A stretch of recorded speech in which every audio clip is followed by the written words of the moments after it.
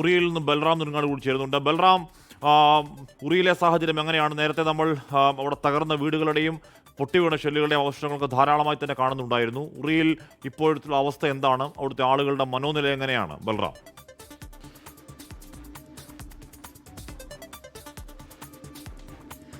ഹഷ്മി, ആളുകൾ വിട്ടൊഴിഞ്ഞ് പോയിരിക്കുന്നു. ഉറിയിൽ ഏതാണ്ട് പൂർണ്ണമായും ആളുകൾ സ്വന്തം വീടുകളും കടകളും വിട്ടൊഴിഞ്ഞു പോയിരിക്കുന്നു. ഹഷ്മി, ഈ ദൃശ്യങ്ങൾ കാണാം. തകർന്ന ഷട്ടറുകളാണ്.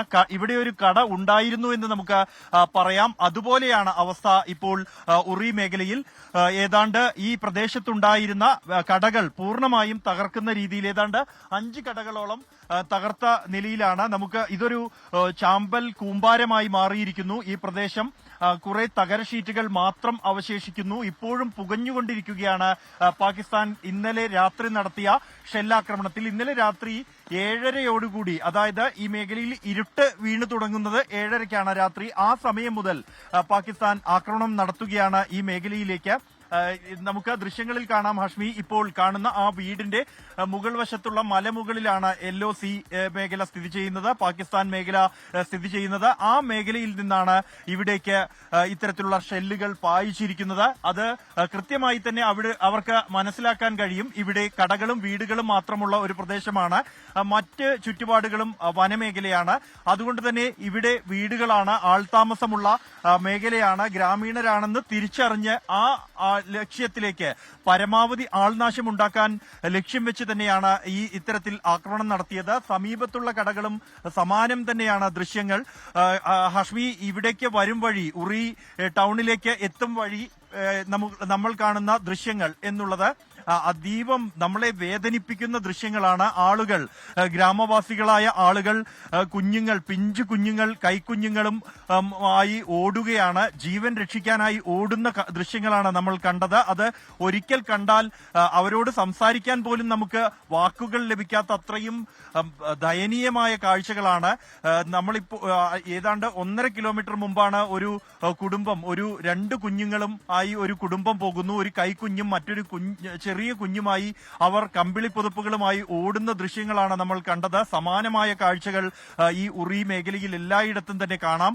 ഏതാണ്ട് ഒരു ആളൊഴിഞ്ഞ വിജനമായ ഇടങ്ങളായി മാറിയിരിക്കുകയാണ് ഇവിടെ. മാധ്യമപ്രവർത്തകർ മാത്രമാണ് ഇവിടേക്ക് എത്തുന്നത്. മറ്റ് ആളുകൾ തങ്ങളുടെ സമ്പാദ്യം, സ്വത്തുക്കൾ എല്ലാം ഉപേക്ഷിച്ച് ഇവിടെ നിന്നും രക്ഷപ്പെട്ടിരിക്കുകയാണ്. ഈ പ്രദേശത്ത് നിരവധി കടകളാണ് സമാനമായി തകർക്കപ്പെട്ടിരിക്കുന്നത്. മേൽക്കൂര തകർന്നു പോയിരിക്കുന്നു. ഷെൽ ചീളുകൾ വീണ് വീട് പൂർണ്ണമായും തകർന്നു പോയിരിക്കുന്നു.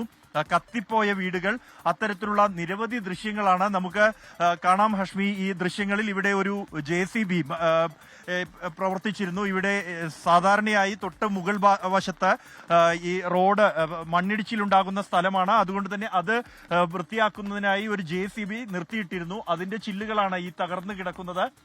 ഇത്തരത്തിൽ ജനവാസ മേഖലയാണ് എന്ന് അറിഞ്ഞുകൊണ്ട് തന്നെ പാകിസ്ഥാൻ ആക്രമണം നടത്തുന്നതാണ് ഈ മേഖലകളിലൊക്കെ തന്നെയും. ഇന്നലെ ഭ്രാന്ത് പിടിച്ച പോലുള്ള ആക്രമണമായിരുന്നു പാകിസ്ഥാന്റെ കേന്ദ്രങ്ങളിൽ ഇന്ത്യ നടത്തിയ ആക്രമണം. അതിന് പ്രതികാരം എന്നോണമാണ് ഇന്ത്യയിലെ സാധാരണക്കാരായ ജനങ്ങൾക്ക് നേരെ ഇത്തരത്തിലുള്ള ഒരു രൂക്ഷമായ ആക്രമണം പരമാവധി ആൾനാശമുണ്ടാക്കാൻ ലക്ഷ്യമിട്ടാണ് ഇന്ത്യക്കാരുടെ ചോര അതിനു വേണ്ടിയുള്ള ആക്രമണമാണ് നടത്തിയിരിക്കുന്നത് പാകിസ്ഥാൻ. പ്രത്യേകിച്ചും സൈനികരോട് ഏറ്റുമുട്ടാൻ പാകിസ്ഥാന് ഭയമാണ്. അവർക്ക് തിരിച്ചടി കിട്ടും എന്ന് ഉറപ്പാണ്. ഒപ്പം പ്രതിരോധ സംവിധാനങ്ങളുണ്ട്. അതുകൊണ്ട് തന്നെ അത് സാധ്യമാവില്ല. ഈ ഒരു സാഹചര്യത്തിലാണ് ഹഷ്മി നമുക്ക് കാണാം ആംബുലൻസുകളാണ് ഇവിടെ നിന്നും ഇപ്പോഴും പോയിക്കൊണ്ടിരിക്കുന്ന വാഹനങ്ങൾ എന്നുള്ളത്. പരിക്കേറ്റവരെ ആശുപത്രിയിലേക്ക് കൊണ്ടുപോകുന്നു. നിരവധി ആംബുലൻസുകൾ ഇങ്ങോട്ട് വരും വഴി, ഉറിയിലേക്കുള്ള വരുന്ന വഴി നമ്മൾ കണ്ടു. ഇന്ന് രാവിലെ ദൃശ്യങ്ങൾ കണ്ടു. ഈ ഉറിയിൽ നിന്നും ജീവൻ രക്ഷിക്കാനായി കുടുംബത്തോടൊപ്പം പോയ ഒരു അമ്മയാണ് കുഞ്ഞുങ്ങൾക്ക് ഒപ്പം വാഹനത്തിൽ പോകുമ്പോൾ കൊല്ലപ്പെട്ടത്. പാകിസ്ഥാന്റെ ഷെല്ല് ആ വാഹനത്തിന്റെ 2 ചീളുകൾ മാത്രമാണ് ആ സ്കോർപിയോ വാഹനത്തിന്റെ മുകളിലൂടെ തറച്ചു കയറിയത്. അത് ആ അമ്മയുടെ കഴുത്തിലും തലയിലുമായി തറയ്ക്കുകയായിരുന്നു. അവരെ ആശുപത്രിയിൽ എത്തിച്ചെങ്കിലും ജീവൻ രക്ഷിക്കാനായില്ല. ഒപ്പമുള്ള 3 കുഞ്ഞുങ്ങളും പരിക്കേറ്റ് ആശുപത്രിയിലുണ്ട്. അവർ സ്വന്തം നാട് ഉറിയാണ്, അവരുടെ ഭർത്താവിന്റെ നാട് ഉറിയായിരുന്നു. അവിടെ നിന്നും സ്വന്തം വീട്ടിലേക്ക്, ബാരാമുള്ളയിലുള്ള സ്വന്തം വീട്ടിലേക്ക് മാതാവിനോട് അങ്ങോട്ട് വരുന്നുണ്ടെന്ന് വിളിച്ചു പറഞ്ഞ് ആണ് അവിടേക്ക് പോയത്. എന്നാൽ കാത്തിരുന്ന ആ മാതാവിനെ കരയുന്ന വിതുമ്പിക്കൊണ്ടാണ് നമ്മളോട് സംസാരിച്ചത്. ആ മാതാവ് ജീവൻ രക്ഷിക്കാനായി പോകും വഴിയാണ് ഉള്ള നെട്ടോട്ടത്തിനിടെയാണ് പാകിസ്ഥാന്റെ ഷെല്ലിന്റെ 2 ചീളുകളാണ് അവരുടെ ജീവനെടുത്തത്. സമാനമായ കാഴ്ചകൾ, ഹൃദയഭേദകമായ കാഴ്ചകളാണ് നമുക്ക് കാണാൻ കഴിയുന്നത്. ഹഷ്മി, ദൃശ്യങ്ങളിൽ കാണാം ഈ തകര ഷീറ്റുകൾ പാകിസ്ഥാന്റെ ഷെല്ലിന്റെ ചീളുകൾ കൊണ്ട് ഒരു വല പോലെ ആയിരിക്കുന്നു. മാരകമായ ആക്രമണം പാകിസ്ഥാൻ ഇന്ത്യയുടെ ഗ്രാമീണ മേഖലകളിൽ, അതിർത്തി ഗ്രാമങ്ങളിൽ അഴിച്ചുവിട്ടിരിക്കുകയാണ്. കഴിഞ്ഞ രാത്രി 7:30 ഇരുട്ട് വീണ മുതൽ ആരംഭിച്ച ആക്രമണമാണ് ഈ പ്രദേശത്ത് മുഴുവനായും തന്നെ ബാധിച്ചിരിക്കുന്നു. ഉറി നഗരത്തിലും വ്യത്യസ്തമല്ല കാഴ്ച. ഈ സമാനമായ കാഴ്ചകളാണ് ഈ മേഖലയിൽ, ബാരാമുള്ളയിലെ അതിർത്തി മേഖലയിൽ, അക്നൂരിലെ അതിർത്തി മേഖലയിൽ എല്ലാം തന്നെയുള്ളത്. ഗ്രാമീണരെ പരമാവധി ആൾനാശമുണ്ടാക്കാൻ ലക്ഷ്യം വെച്ചാണ് പാകിസ്ഥാൻ. അത് അവർക്ക് ഇന്ത്യയിൽ ഇത്ര പേരെ കൊന്നു എന്ന് സ്വന്തം നാട്ടുകാരോട് അല്ലെങ്കിൽ സ്വന്തം നേതാക്കളോട് വീമ്പ് പറയാൻ എന്നവണ്ണമാണ് പാക് സൈനികർ ജനവാസ മേഖല ലക്ഷ്യം വെച്ചുകൊണ്ട് ഇത്തരത്തിൽ ഷെല്ലാക്രമണങ്ങൾ തുടർച്ചയായി നടത്തുന്നത്. ഇന്ത്യൻ സൈന്യം തക്കതായ മറുപടി നൽകിയിട്ടുണ്ട്. കഴിഞ്ഞ ദിവസം രാത്രി മുതൽ ഇന്ത്യ ആർട്ടിലറി തോക്കുകൾ ഉപയോഗിക്കാൻ ആരംഭിച്ചിരിക്കുന്നു. പാക് സൈന്യത്തിന് നേരെ ഇത്തരത്തിൽ ഇന്ത്യയുടെ ഗ്രാമങ്ങൾ കേന്ദ്രീകരിച്ച്, അതിർത്തി ഗ്രാമങ്ങൾ കേന്ദ്രീകരിച്ച് ആളുകൾക്ക് നേരെ ആക്രമണം നടത്തുന്ന പാകിസ്ഥാനെതിരെ ആർട്ടിലറി തോക്കുകൾ ഉപയോഗിച്ചാണ് ഇന്ത്യ മറുപടി നൽകിയിരിക്കുന്നത്. അതോടെയാണ് പാകിസ്ഥാൻ അല്പമൊന്ന് അടങ്ങിയത്. എന്നാൽ നേരം പുലർന്ന ശേഷവും ഇന്ന് ഉറിയിൽ അതിക്രമങ്ങൾ ഉണ്ടായി പാകിസ്ഥാന്റെ ഭാഗത്തു നിന്നും. ഇത്തവണ കഴിഞ്ഞ രാത്രിയിൽ ഡ്രോണുകൾ അടക്കം ഉപയോഗിച്ചിരുന്നു പാകിസ്ഥാൻ ഈ ജനവാസ മേഖലകൾ ആക്രമിക്കാൻ എന്നുള്ളതും ആണ് യാഥാർത്ഥ്യം. അത്രത്തോളം ഒരു നീചരാഷ്ട്രം എന്ന് തന്നെ പറഞ്ഞാൽ അത് കുറഞ്ഞു പോകുമോ എന്നുള്ളതാണ്. നമുക്ക് ഈ 3 ദിവസമായി പ്രധാനമായും ജമ്മു കശ്മീരിന്റെ തന്നെ അതിർത്തി മേഖലകളിൽ നിന്നും പുറത്തു വരുന്ന ദൃശ്യങ്ങൾ, കാഴ്ചകൾ എല്ലാം തന്നെ നടുക്കമുണ്ടാക്കുന്നതാണ്. മനുഷ്യർക്ക് എങ്ങനെയാണ് ഇങ്ങനെ പ്രവർത്തിക്കാൻ കഴിയുക എന്നുള്ളതാണ്. ഭീകരവാദത്തിനെതിരെ ഒരു രാജ്യം നടത്തിയ പോരാട്ടം, അതിന് അവിടുത്തെ ജനങ്ങൾക്ക് മേൽ സാധാരണക്കാരായ അല്ലെങ്കിൽ ചെറുകടകൾ അല്ലെങ്കിൽ കൃഷി ചെയ്ത് കൂലിപ്പണിയെടുത്ത് ജീവിതം നയിക്കുന്ന ആളുകൾക്ക് നേരെയാണ് പാകിസ്ഥാൻ ഇത്തരത്തിൽ ഉള്ള അതിക്രമം അഴിച്ചുവിട്ടിരിക്കുന്നത്. ഒരു തരത്തിലും ഇവർക്ക് രക്ഷപ്പെടാൻ കഴിയാത്ത രീതിയിൽ രാത്രിയായിരുന്നു ഈ ആക്രമണങ്ങൾ കഴിഞ്ഞ ദിവസം ഉണ്ടായത് എങ്കിൽ ഇന്ന് കഴിഞ്ഞ രാത്രി 7:30 മുതൽ നേരം പുലരുവോളം പാകിസ്ഥാൻ ആക്രമണങ്ങൾ നടത്തുകയായിരുന്നു. ഹഷ്മി, നമുക്ക് ദൃശ്യങ്ങളിൽ കാണാം ഈ ഒരു ഇരുമ്പ് ഷീറ്റാണ് ഇത്തരത്തിൽ ചീളുകളായി മാറിയിരിക്കുന്നത്. വെറും നെറ്റ് പോലെ തുളഞ്ഞു കയറിയിരിക്കുകയാണ് ഈ കടയ്ക്ക് മുന്നിൽ വച്ചിരുന്ന ഒരു ഷീറ്റ് എന്നുള്ളത്. എത്രത്തോളം മാരക പ്രഹരശേഷിയുള്ള ആയുധങ്ങളാണ് പാകിസ്ഥാൻ ഇന്ത്യയിലെ സാധാരണ മനുഷ്യർക്ക് നേരെ പ്രയോഗിക്കുന്നത്. ഉപയോഗിക്കുന്ന സാധാരണ ഷെല്ലുകൾ തന്നെയാണോ എന്ന് എനിക്ക് സംശയമുണ്ട് ബൽറാം. കാര്യം സാധാരണഗതിയിൽ സൈനിക പോസ്റ്റുകൾക്ക് നേരെ ഉള്ള ഷെല്ലാക്രമണത്തിൽ ഇത്ര വലിയ കേടുപാടുണ്ടാവാറില്ല. ഇത് അതിനപ്പുറമുള്ള കുറച്ചുകൂടി മാരകായുധങ്ങൾ. ആ വീട്ടിൽ ഇനി ഒരു മനുഷ്യൻ ജീവിക്കരുത് എന്ന് ഉറപ്പിച്ച, അല്ലെങ്കിൽ ആ വീട്ടിനകത്ത് കിടക്കുന്ന ഒരാൾ പോലും ജീവനോട് രക്ഷപ്പെടരുത് എന്നുറപ്പിക്കുന്ന തെമ്മാടി രാഷ്ട്രത്തിന്റെ നടപടി എന്നല്ലേ കാണേണ്ടത് ബൽറാം?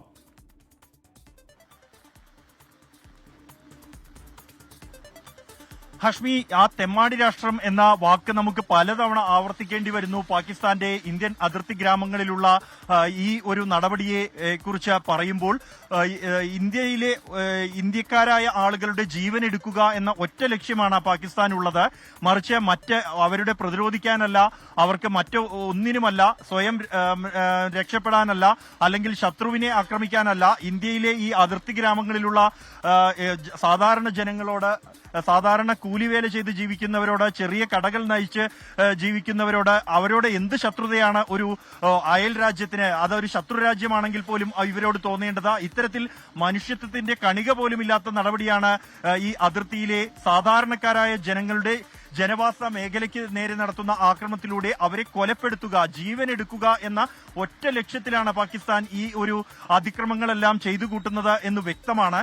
കാരണം നേരം പുലരുവോളും ഇന്നലെ രാത്രി ഇത്തരത്തിലുള്ള ഷെല്ലാക്രമണങ്ങൾ ഈ മേഖലയിൽ ഉണ്ടായിരുന്നു. ഉറിയിൽ മാത്രമല്ല, പൂഞ്ചിലും രജൌരിയിലും നൌഷേരയിലും ഉൾപ്പെടെ ഇന്ത്യയും പാകിസ്ഥാനും തമ്മിൽ അതിർത്തി പങ്കിടുന്ന പാകിസ്ഥാന്റെ പോസ്റ്റുകളുള്ള എല്ലായിടങ്ങളിൽ നിന്നും ഇത്തരത്തിലുള്ള ആക്രമണങ്ങൾ കഴിഞ്ഞ രാത്രിയിലുണ്ടായി. ഷെല്ലുകൾ ഹഷ്മി സൂചിപ്പിച്ച പോലെ തന്നെ ഇത് സാധാരണ നിലയിൽ വർഷങ്ങൾക്ക് മുൻപോ വെടിനിർത്തൽ കരാർ ലംഘനമുണ്ടാകുമ്പോഴെല്ലാം പാകിസ്ഥാന്റെ ഷെല്ലുകൾ വീണതായുള്ള വാർത്തകളും ദൃശ്യങ്ങളും നമ്മൾ കണ്ടിട്ടുണ്ട്. ആ ഘട്ടത്തിൽ കാണുന്ന ഷെല്ലുകൾ പോലുമല്ല, അതീവ മാരകമായ ഷെല്ലുകൾ. അത് പതിക്കുന്ന ഇടം പൂർണ്ണമായും തകർന്നു പോകണം എന്ന ലക്ഷ്യത്തോടെ ഉപയോഗിച്ച ഷെല്ലുകൾ തന്നെയാണ് ഇത് എന്ന് വ്യക്തമാണ്. അത്രത്തോളം മാരക പ്രഹരശേഷിയുള്ള ഷെല്ലുകളാണ് ഇവിടെയുള്ള ഈ ജമ്മു കശ്മീരിലെ കെട്ടിടങ്ങളുടെ പ്രത്യേകത നമുക്കറിയാം ഹാഷ്മി. മഞ്ഞുവീഴ്ചയുള്ളതിനാൽ തന്നെ ടിൻ ഷീറ്റുകൾ കൊണ്ടാണ്, അല്ലെങ്കിൽ ഇരുമ്പ് ഷീറ്റുകൾ കൊണ്ടാണ് ഇവിടെ എല്ലാ വീടുകളുടെയും മേൽക്കൂര ഉണ്ടാകുക. ആ മേൽക്കൂര തുളഞ്ഞ് രണ്ട് നിലയുള്ള വീടുകൾ പോലും മുഴുവൻ തകർന്നു പോകുന്ന തരത്തിലുള്ള മാരക പ്രഹരശേഷിയുള്ള ഷെല്ലുകളാണ് ഉപയോഗിച്ചിരിക്കുന്നത് പാകിസ്ഥാൻ. അത് ഈ മേഖല, ഇവിടുത്തെ ജനങ്ങൾ, ഇവരുടെ വീടുകൾ, ഈ സ്ഥിതിഗതികളെല്ലാം മനസ്സിലാക്കിയുള്ള ആക്രമണമാണ് പാകിസ്ഥാൻ ഇവിടുത്തെ ജനങ്ങൾക്ക് മേൽ നടത്തിയിരിക്കുന്നത്. തക്കതായ മറുപടി ഇന്ത്യൻ സൈന്യം നൽകിയിട്ടുണ്ട്. കഴിഞ്ഞ രാത്രിയിലും അത് നൽകിക്കഴിഞ്ഞു. ഇന്നലെ 7:30-യോടെ ഇത്തരത്തിലുള്ള ആക്രമണങ്ങൾ ആരംഭിച്ച പാകിസ്ഥാൻ അതേസമയം തന്നെയാണ് ഇന്ത്യൻ നഗരങ്ങളിലേക്ക് ഡ്രോണുകളും മിസൈലുകളും അയച്ചത്. അതെല്ലാം തന്നെ ആകാശത്ത് വെച്ച് തന്നെ ഇന്ത്യൻ പ്രതിരോധ സംവിധാനം നിഷ്പ്രഭമാക്കി കളയുകയും തകർത്ത് കളയുകയുമായിരുന്നു. എന്നാൽ അതിർത്തി മേഖലയിൽ അപ്പോഴും അതിക്രമം പാകിസ്ഥാൻ തുടരുകയായിരുന്നു. ഏതാണ്ട് LOCയിൽ നിന്നും 3 കിലോമീറ്റർ അകലെ വരെ ഇത്തരത്തിലുള്ള നാശനഷ്ടങ്ങൾ ഉണ്ടായിട്ടുണ്ട്.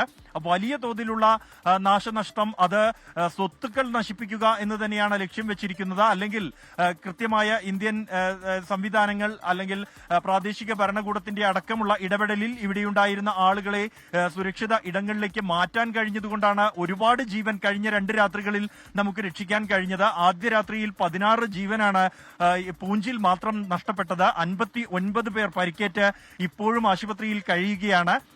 ഇന്നലെ രാത്രിയുണ്ടായ ഇത്തരത്തിലുള്ള ആക്രമണങ്ങളിൽ ഇതുവരെ 6 പേർക്ക് പരിക്കേറ്റതായുള്ള റിപ്പോർട്ടുകളുണ്ട്. കൂടുതൽ വിവരങ്ങൾ വരേണ്ടതുണ്ട്. ഹാഷ്മി, അതീവ മോശം കാലാവസ്ഥയാണ് ഇപ്പോൾ ഇവിടെ. ജനങ്ങൾ ഭീതിയോടെ പായുന്നു. അതേസമയം ഇന്ന് രാവിലെ മുതൽ ശക്തമായ മഴയാണ് ഇവിടെ. അല്ലെങ്കിൽ തന്നെ അവിടെ കൂടിയ തണുപ്പാണ്, -डिग्री തണുപ്പാണ്. ആ തണുപ്പിലാണ് അവർക്ക് കയ്യിൽ കിട്ടിയ കമ്പിളിയുമായി തെരുവിലേക്ക് ഇറങ്ങി ഓടേണ്ടി വരുന്ന അങ്ങേയറ്റത്തെ സങ്കടകരമായ സാഹചര്യമുണ്ട്. ഇപ്പോൾ മഴയാണ് അവിടെ. നോക്കൂ, ഓൾമോസ്റ്റ് ഇനി ആ വീടുകളും താമസിക്കാൻ കഴിയാത്ത രീതിയിൽ പൂർണ്ണമായി വീടുകൾ തകർക്കപ്പെട്ടിരിക്കുന്നു. ഉപജീവന മാർഗമായ കടകൾ പൂർണ്ണമായി തകർക്കപ്പെട്ടിരിക്കുന്നു.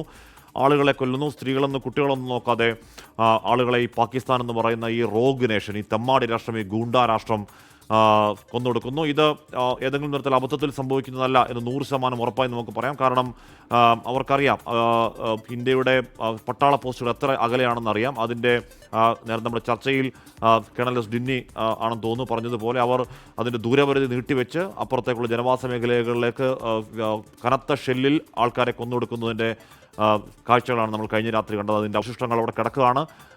ഈ പറഞ്ഞ ഷെല്ലിൻ്റെ അവശിഷ്ടങ്ങളുണ്ട്. ഷെല്ലുകൾ തകർത്ത വീടുകൾ അവിടെയുണ്ട്.